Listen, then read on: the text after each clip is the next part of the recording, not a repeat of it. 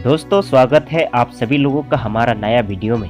आज हम इस वीडियो के माध्यम से ये जानेंगे कतिन चिवरदान और उसके ऐतिहासिक महत्व के बारे में, और साथ ही साथ ये भी जानेंगे सकमा समुदाय के लोग इस कतिन चिवरदान को किस प्रकार मनाते हैं। चिवर क्या होता है? चिवर बौद्ध भिक्षु के द्वारा पहने जाने वाले कपड़े को चिवर कहा जाता है। जब कोई व्यक्ति उन्हें ये कपड़े दान करे तो उसे चिवरदाना कहते हैं। लेकिन चिवरदान और कतिन चिवरदान में अंतर होता है।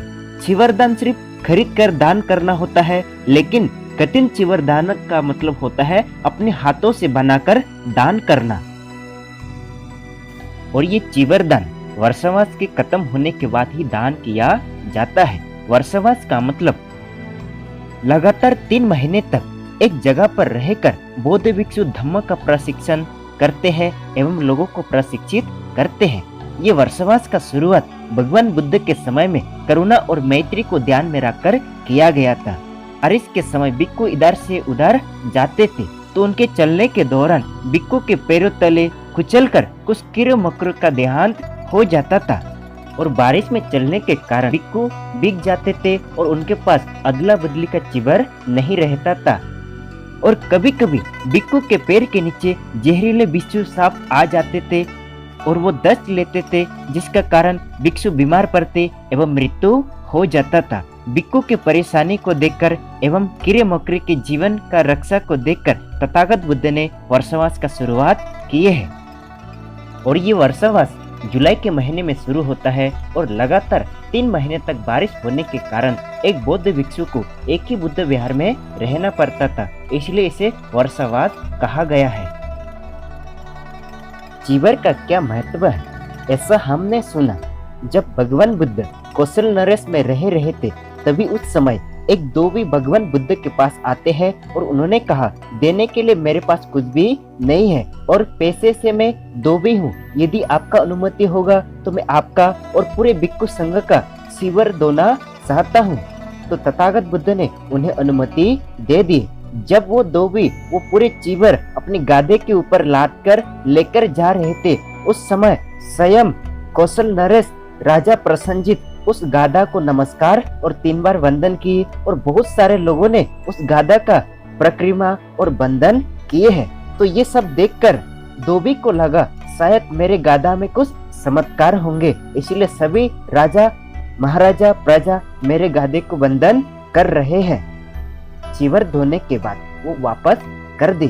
फिर दूसरे ही दिन धोबी अपने गाधे को निकालकर पूरे राज्य में घूमा, लेकिन किसी व्यक्ति ने भी उस गाधे के तरफ वंदन करना तो दूर की बात, उस गाधा की ओर किसी ने नहीं देखा। बाद में उस धोबी को पता चला राजा एवं प्रजा उसके गाधे को नहीं बल्कि उस गाधे के ऊपर रखा हुआ चिवर को वंदन कर रहे थे। और ये चिवर भिक्षु का लज्जा ढकने के लिए और उन्हें गर्मी, ठंडी, सर्दी, बारिश, बिच्छू, कीड़े मकोड़े से बचाने का कार्य करता है। और ऐसा माना जाता है जो भी व्यक्ति भिक्षु को चिवर दान करता है और वो भिक्षु वो चिवर धारण करके जीवन में जितना भी पुण्य कर्म करते हैं, उसका पुण्य का सहभागी वो चिवर दान करने वाला भी होता है। और ये चिवर दान करने का प्रथा सामूहिक रूप से विशाखा के द्वारा शुरुआत किया गया था, जिन्हें मिग्रा माता के नाम से भी जाना जाता है। बौद्ध इतिहास में ये एक प्रसिद्ध महिला थी जिन्होंने बौद्ध धर्म के लिए बहुत सारे योगदान दिए थे। ये विशाखा का जन्म एक संपन्न परिवार में मगध नरेश में हुआ था, जिनके पिता का नाम धनंजय और माँ का नाम सुमना थी। विशाखा बचपन में 7 साल की उम्र में ही भगवान बुद्ध से उनका मुलाकात हुआ था। शादी होने के बाद वो श्रावस्ती की ओर चले गए। एक दिन विशाखा ने श्रावस्ती में भगवान बुद्ध को अपने भिक्षु संघ सहित वहां पर निमंत्रण दिए और उन्होंने एक बुद्ध विहार दान किए, और उस बुद्ध विहार को मिग्रा मातु पादासा के नाम से जाना जाता है। और ऐसा कहा जाता है वर्षावास के दौरान विशाखा ने भिक्षु संघ को अपने घर में भोजनदान के लिए निमंत्रण दिए थे। अगले सुबह जब उनके माली भिक्षु संघ को लेने के लिए गए तो उस माली ने देखा कि वहां पर कोई भिक्षु संघ नहीं है, बल्कि वहां पर नंगा साधु उपस्थित थे, इसलिए वो खाली हाथ लौट गए। बाद में विशाखा को पता चला वो सभी नंगा साधु नहीं थे बल्कि बौद्ध भिक्षु थे, क्योंकि उनके चीवर बारिश में भीग गए थे और अदल बदल उनके पास चीवर नहीं थे।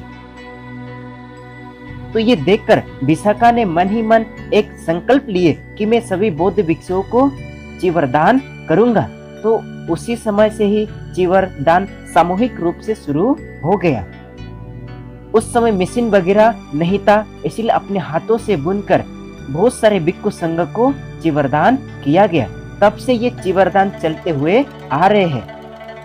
आज मशीन का युग होते हुए भी मशीन से हम एक घंटे में हजारों लाखों चीवर बना सकते हैं, लेकिन सकमा समुदाय के लोग आज भी उस परंपरा को दोहरा रहे हैं। सकमा समुदाय के लोग 24 घंटे के अंदर चीवर अपने हाथों से बुनकर बनाकर भिक्षु संघ को दान करते हैं।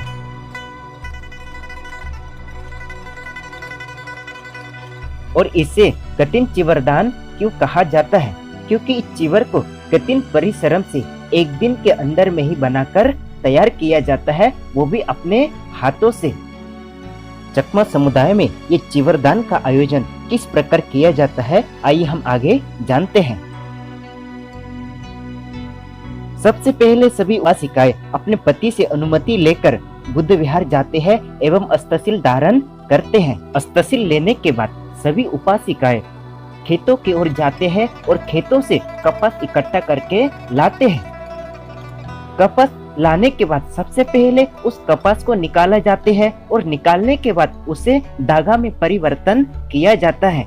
उस धागा को सुखाने के बाद रंग में डुबाया जाता है और रंग में डुबाने के बाद उन्हें सुखाया जाता है। सुखाने के बाद उनको अपने हाथों से चीवर बनाने का प्रक्रिया शुरू करते हैं, जो इस प्रकार है।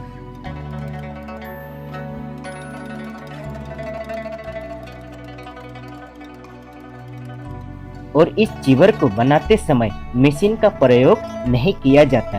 आज भी लकड़ी और बांस के सहारे इस चीवर का परिपूर्ण किया जाता है, जैसे आज से 2500 साल पहले किया गया था।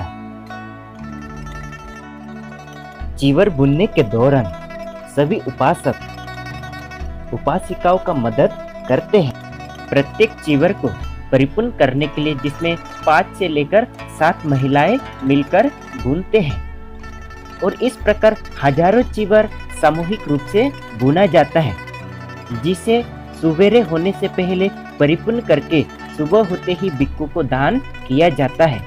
और ये कठिन चीवर दान का आयोजन एक त्योहार के रूप में मनाया जाता है, जिसमें सामूहिक रूप से कठिन चीवर दान के आयोजन करते हैं, जिसके दौरान भिक्षु संघ को दान किया जाता है और भिक्षु संघ के द्वारा उन्हें प्रवचन किया जाता है।